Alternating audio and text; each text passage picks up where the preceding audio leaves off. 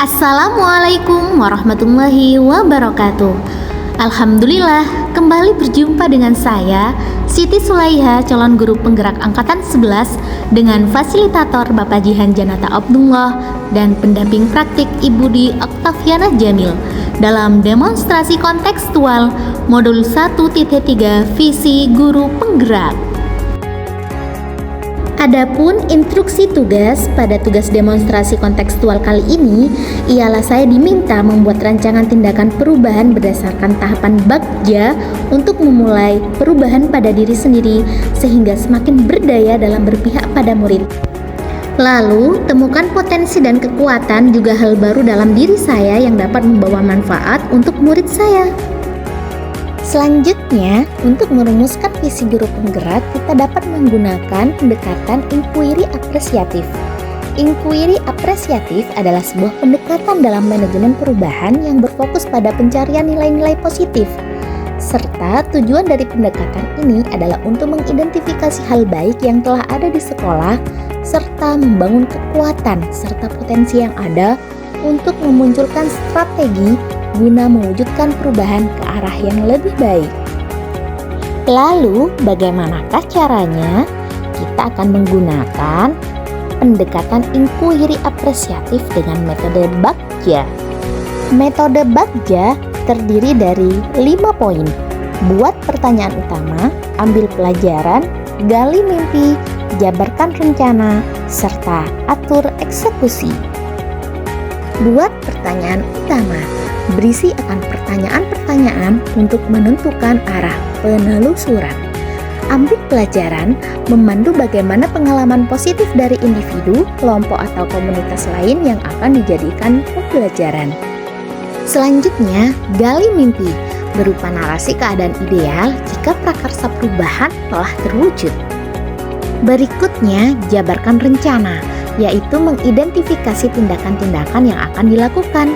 Selanjutnya, atur eksekusi, membantu transformasi rencana menjadi nyata. Itulah sekilas dari proses tahapan yang terdapat pada metode Bagja. Selanjutnya, kita akan mengenal visi guru penggerak yang telah saya buat. Adapun visi saya ialah mewujudkan generasi berprestasi dan berkarakter profil pelajar Pancasila. Adapun prakarsa perubahan dari visi saya ialah meningkatkan kreativitas serta motivasi belajar peserta didik melalui pemanfaatan teknologi. Lalu, apa saja ya rancangan tindakan perubahan berdasarkan tahapan Bagja? Mari kita ikuti bersama. Di sini saya menggunakan Bagja dengan prakarsa perubahan meningkatkan kreativitas dan motivasi belajar peserta didik melalui pemanfaatan teknologi. Adapun pertanyaan utama ialah bagaimana cara meningkatkan kreativitas dan motivasi belajar peserta didik melalui pemanfaatan teknologi. Saya menjabarkannya menjadi 3 tindakan. Yang pertama ialah melakukan diskusi dengan kepala sekolah dan juga rekan sejawat. Dalam hal ini bisa guru dan juga warga sekolah. Yang kedua adalah mencari referensi dan praktek baik tentang cara meningkatkan kreativitas dan motivasi peserta didik melalui pemanfaatan teknologi. Yang ketiga, mencari tahu karakter peserta didik berdasarkan asesmen diagnostik. Hal ini bisa dilakukan oleh guru di awal pembelajaran. Selanjutnya adalah ambil pelajaran dengan pertanyaan, siapakah guru yang ahli di bidang teknologi dan selalu memanfaatkan teknologi dalam pembelajaran di kelas? Teknologi pembelajaran apa saja yang digunakannya?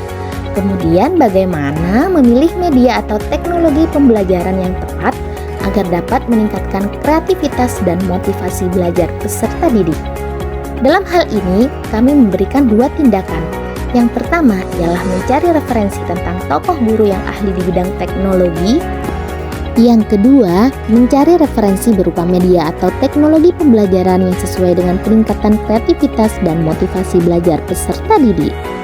Berikutnya adalah gali mimpi. Adapun pertanyaannya ialah, apakah pemanfaatan teknologi dalam pembelajaran dapat meningkatkan kreativitas dan motivasi belajar peserta didik?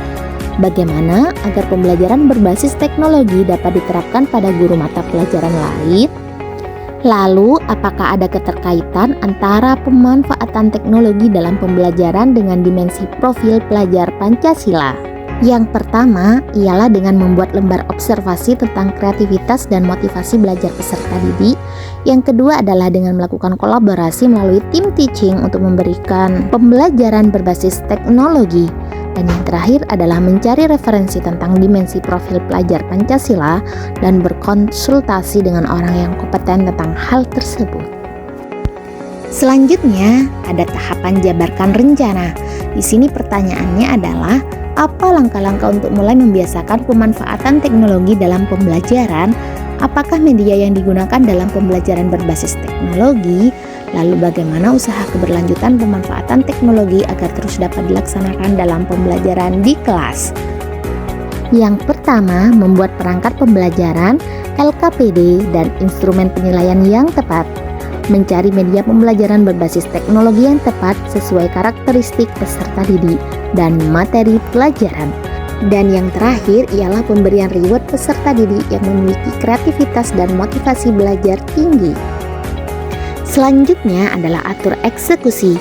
Siapa yang bertanggung jawab memonitor agar jalannya kegiatan pemanfaatan teknologi dalam pembelajaran dapat berjalan dengan baik dan konsisten.